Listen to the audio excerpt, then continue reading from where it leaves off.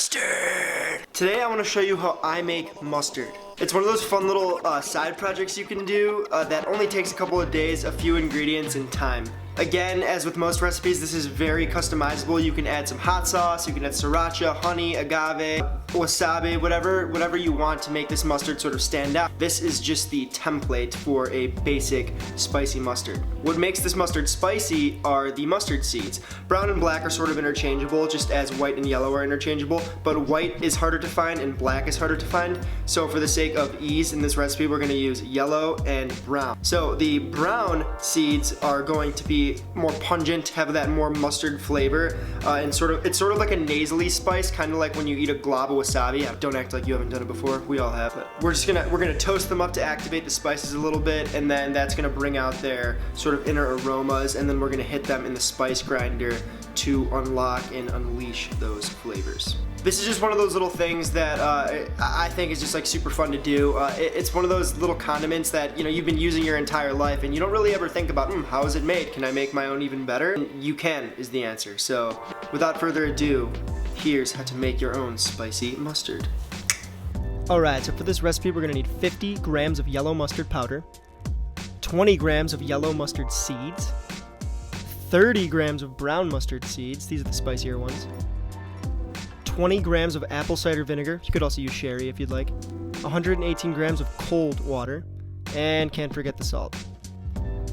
Set a small pan on medium-high over the flame. Wait till your pan gets hot and then add in your mustard seeds.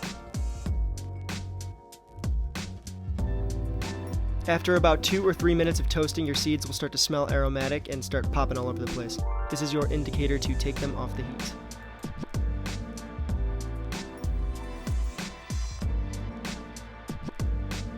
Next, you're going to add half of your toasted seeds to a grinder of sorts. I'm using a coffee grinder. You can use a mortar and pestle if you'd like to. Pulse those seeds until they are grinded up. You should really start to be able to smell those toasty boys now.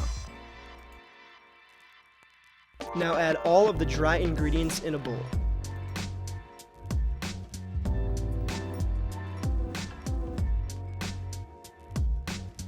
Then add your wet ingredients, being apple cider vinegar and water, and give it a whisk. After everything is mixed together, stick it in your fridge for 24 hours to allow things to thicken up. At this point, don't worry if your mustard looks watery. After 24 hours, it'll thicken up and look something like this. Oh baby, fiery goodness. You already know it's time for the Glamour Shot. I'm just spreading a thin layer of my mustard on a piece of bread with a bit of avocado, chicken, and creme fraiche mix that I made, along with a little bit of smoked turkey and chives. Quick little easy open-faced lunch sandwich for you.